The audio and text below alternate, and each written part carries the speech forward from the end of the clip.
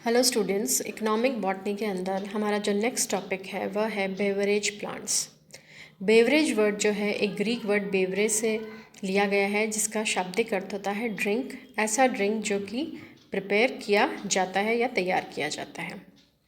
Beverage जो है एक लिक्विड फॉर्मुलेशन है जो कि ह्यूमन बींग्स के कंजम्पशन के लिए बनाया गया है।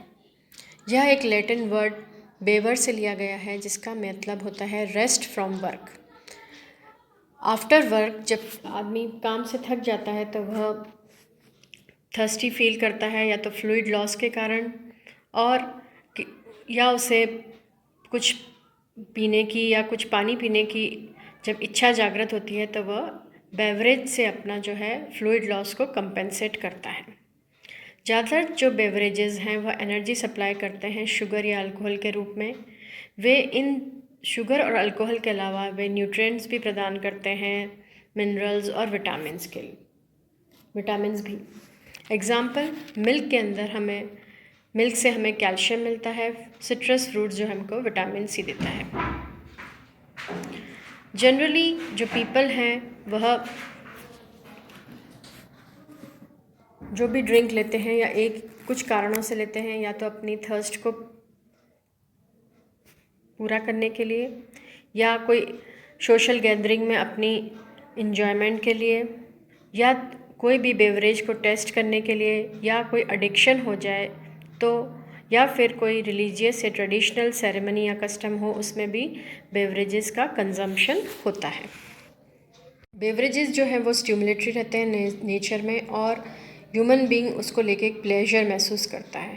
कुछ सब्सटेंसेस जैसे कि कोकेन, कैनाबिस, ओपियम एक्सेट्रा जो भी हैं वो काफ़ी स्टिमुलेंट होते हैं, और टी, कॉफ़ी, कोको जो रहते हैं वो माइल्ड स्टिमुलेंट रहते हैं। आजकल बेवरेजेस थ्रू आउट वर्ल्ड में एक अधिकतम क्वांटिटी में लिया जाता है, और यह ह्यूमन डाइट का एक इंटीग्रल पार्ट हो चुका है। बेवरेजेस जो हैं वो दो ग्रुप्स में क्लासीफाई किए गए हैं, अल्कोहलिक और non alcoholic beverages. Alcoholic beverages जो रहते हैं वह डिप्रेसेंट्स होते हैं, ब्रेन की एक्टिविटी को लोअर करते हैं, और उनको भी हम दो कैटेगरीज में क्लासीफाई करते हैं, फर्मेंटेड बेवरेजेस और डिस्टिल्ड बेवरेजेस। और नॉन अल्कोहलिक जो बेवरेजेस होते हैं वह रिफ़्रेशिंग और स्टिमुलेटिंग प्रॉपर्टीज़ लिए हुए होते हैं, क्योंकि उनके अंदर कुछ मात्रा में अल्कलॉइड्स और कैफ़ीन प्रेजेंट होता है। कैफ़ीन जब स्मॉल क्वांटिटी में लेते हैं तो मेंटल वीकनेस को इम्प्रूव करते हैं। यह डाइजेस्टिव जूसेस के प्रोडक्शन को इंक्रीज़ करते हैं, और इनका एक डायूरेटिक एक्शन होता है। टी, कॉफ़ी और कोको जो हैं 3 मेजर नॉन अल्कोहलिक बेवरेजेस हैं। टी और कॉफ़ी की जो न्यूट्रिटिव वैल्यू कम होती है, जबकि कोको जो रहता है वह एनर्जी का गुड सोर्स है। कॉफ़ी जो रहती है ज़्यादा स्टिमुलेटिंग रहती है ब्रेन को, और कोको जो रहता है यह किडनी में स्टिमुलेटिंग रहता है। टी जो रहती है वह कॉफ़ी और कोको के बीच की एक इंटरमीडिएट पोजीशन ऑक्यूपाई करती है, क्योंकि यह माइल्ड स्टिमुलेंट होती है, बॉडी के फंक्शंस को स्टिमुलेट करती है। हमारा पहला नॉन अल्कोहलिक बेवरेज है टी, जिसका कि बॉटनिकल नेम है कैमेलिया साइनेंसिस और फैमिली थिएसी। लोकल नेम चाय, थैली या थैकू। टी जो है सबसे पॉपुलर नॉन अल्कोहलिक बेवरेजेस है, और वर्ल्ड का आधा से ज़्यादा पॉपुलेशन इसका एडिक्टेड है। इंडिया और चाइना जो है वह टी की नेटिव होम माना जाता है। एंशिएंट रिकॉर्ड से पता चलता है कि टी जो पहले केवल चाइना में ग्रो की जाती थी, पर वहाँ पे इसे ट्रूली वाइल्ड स्टेट इसको नहीं माना गया। थिया असामिका जो है माउंटेनियस रीजन ऑफ असम में ग्रो की जाती है, और ये माना गया है कि कल्टिवेटेड वेराइटीज़ ऑफ टी जो है यहीं आसाम से डिराइव की गई थी। पहले ये माना जाता था कि केवल आसाम ही जो है चाइना में ही सारा टी का मोनोपोली थी, और सारा कल्टीवेशन कमर्शियल स्केल पर टी का यहीं पे होता था। लेकिन बाद में टी का cultivation Ceylon, India, Indonesia, east Africa, Brazil, Peru और अर्जेंटीना में भी होने लगा। आज सिलोन और इंडिया जो है सबसे लार्जेस्ट प्रोड्यूसर हैं टी के, और कम से कम 10,000 टी गार्डन जो हैं यहाँ पे पाए जाते हैं। इंडिया के अंदर प्रिंसिपल टी ग्रोइंग स्टेट्स जो हैं वह ब्रह्मपुत्र और Surma valleys of Assam, Darjeeling, Jalpaiguri districts of north Bengal है। इन स्टेट्स के अंदर 70% ऑफ इंडिया का टोटल प्रोडक्शन होता है, और रिमेनिंग जो 30% है इंडिया की, वह जो टी है वह नीलगिरी, केरला, कर्नाटका, रांची, कांगड़ा और कुमाऊं रीजन से प्राप्त होती है।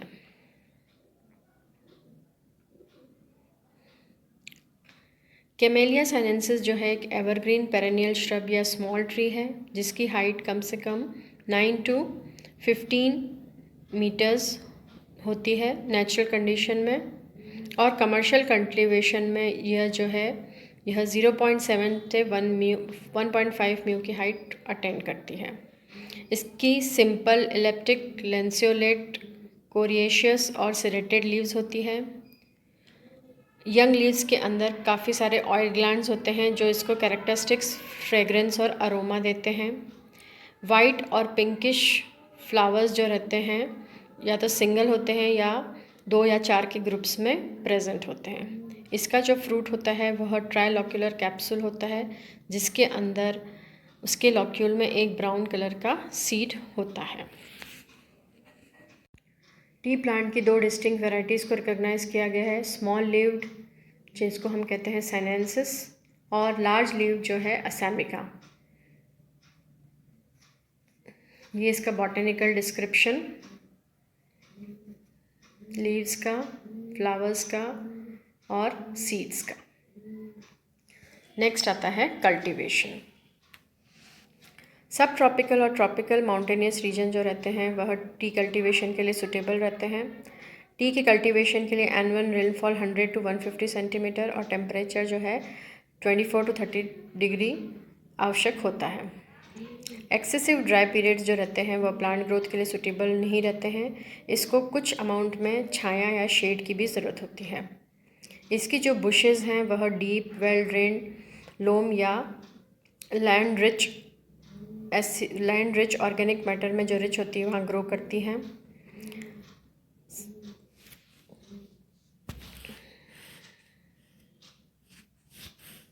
टी प्लांट्स जो रहते हैं वो सीड्स द्वारा रेज किए जाते हैं। सीड्स को सबसे पहले नर्सरी में ग्रो किया जाता है और वे 1 महीने में जर्मिनेट हो जाते हैं। सीडलिंग्स जो रहते हैं वो ट्रांसप्लांटेशन के लिए तैयार रहते हैं। 1 साल के अंदर वे तैयार होते हैं। ट्रांसप्लांटेशन के बाद प्लांट्स जो है वे ग्रो करते हैं कम से कम 4 साल में। जब वे 2 मीटर की हाइट अटेंड कर लेते हैं उनको प्रून किया जाता है। The main aim of pruning is to promote branching. Tea bushes को फिर रेगुलरली प्रून किया जाता है ताकि वे एक अपना प्रॉपर शेप अटेंड कर सकें। प्रूनिंग के बाद नई शूट्स आती हैं रेनी सीजन में, और कुछ इनिशियल ग्रोथ के बाद जो है उसे कहते हैं प्लकिंग लेवल, और उसके बाद प्लकिंग लेवल में जो लीव्स हैं नई लीव्स को हार्वेस्ट किया जाता है।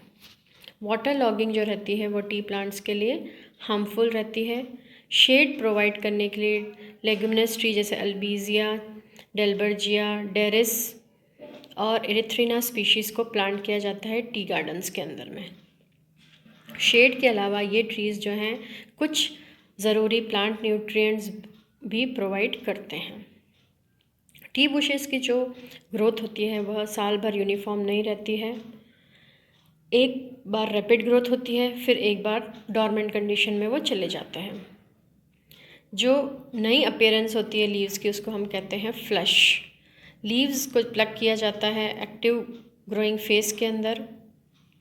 नॉर्दर्न इंडिया के अंदर लीव्स को साल में 3 से 4 बार प्लक किया जाता है, लेकिन विंटर सीजन में जो डॉर्मेंट कंडीशन जिसको हम कहते हैं उसमें प्लकिंग नहीं की जाती। साउथ इंडिया के अंदर साल भर तक प्लकिंग कंटिन्यू रहती है और यह वीकली करी जाती है। फर्स्ट पिकिंग जो रहती है तब की जाती है जब प्लांट जो है 5 साल ओल्ड हो। लीव्स जो रहती हैं वह औरतों द्वारा पिक की जाती है, हाथ के द्वारा या सिजर्स के द्वारा।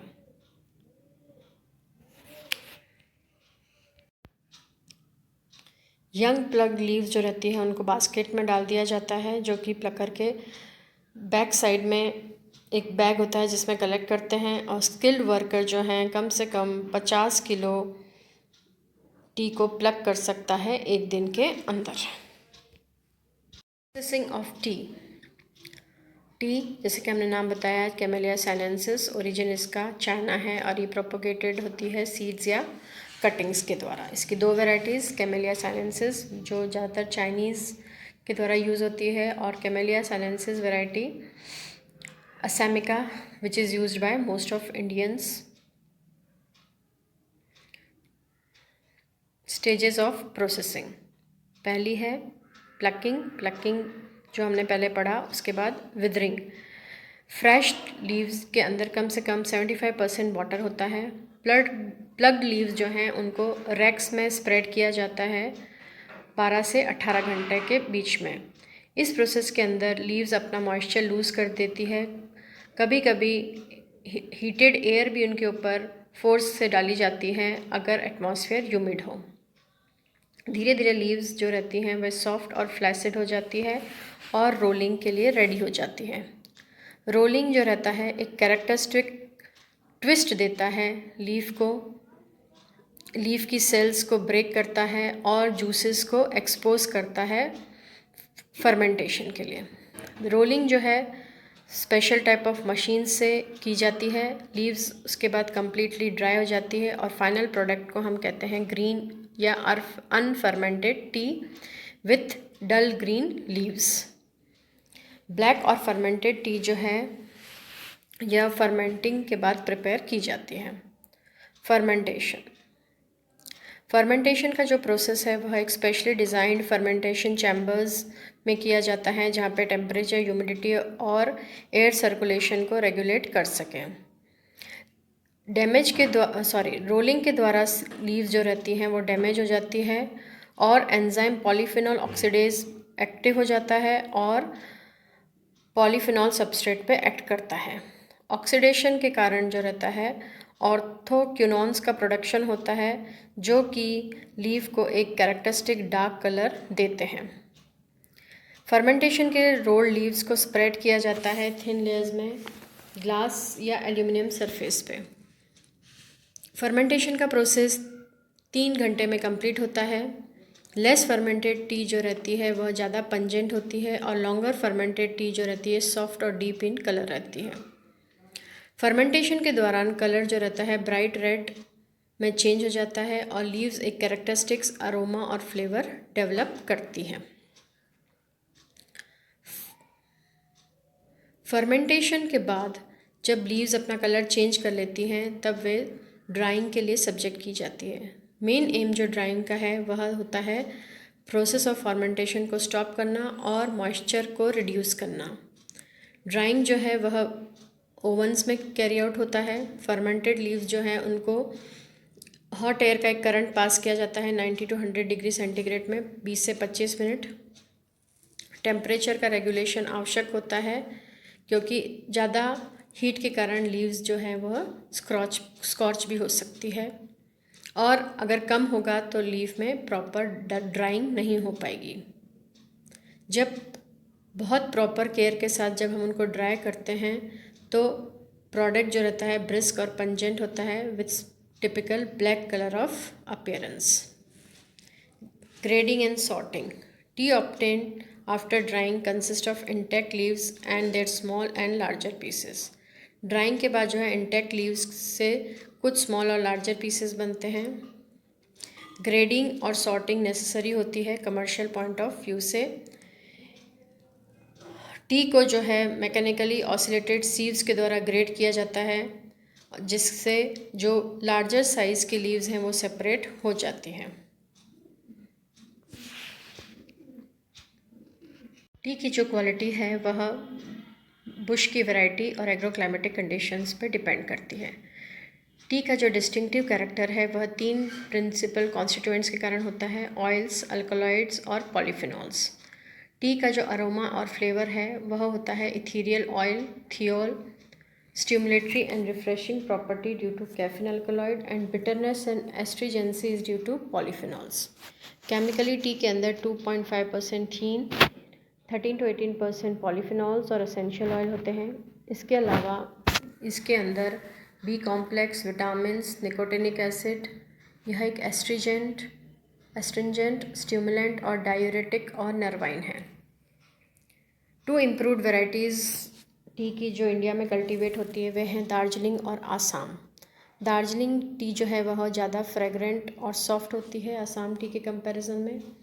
इंडिया के अंदर 3 रिसर्च स्टेशन हैं, Tocklai experimental station Assam, tea research institute दुरैग वेस्ट बंगाल और government tea experiment farm Palampur, जो कि टी की वैरायटीज़ को इम्प्रूव और प्रोसेस करने का कार्य करते हैं। TB23, 312, TB9, तुगदा 253 कुछ इम्प्रूव्ड स्ट्रेन्स हैं टी की जो कि इंडिया में कल्टीवेट की जाती है। ये था हमारा पहला नॉन अल्कोहलिक बेवरेज टी, थियासाइनेंसिस। और नेक्स्ट क्लास में हम लेंगे अपना next beverage coffee. Thank you.